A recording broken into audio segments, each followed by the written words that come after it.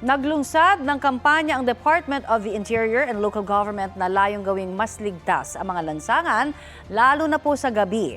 Detalye tayo sa ulat on the spot ni June Veneracion. June? Connie, mas paralakasin daw ang kampanya laban sa mga nagiinuman sa kalye, nagbibidyoke ng 10 oras ng gabi at pagpapatupad ng curfew. Bahagi ito ng inilatag na Safer Cities Plan ng gobyerno ayon kay DILG Secretary John Vic Rimulya. Pasensyahan na lang daw dahil manghuhuli na sila kapag may nakitang nagiinuman sa kalye, nagbibidyoke lampas ng alas 10 ng gabi at kapag merong menor de edad na pakalat-kalat lampas ng alas 10 din ng gabi. Ang mga mahuhuli ay iimbestigahan at ang parusa ay depende raw sa ordinansa ng mga lokal na pamahalaan.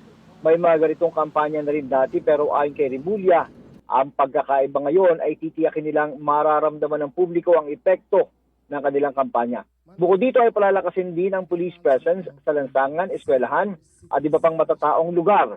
Nagbabala rin si Rimulya sa mga naglalasing at nagwawala. Kung gusto raw nila ng away, ay siya na lang daw ang puntahan.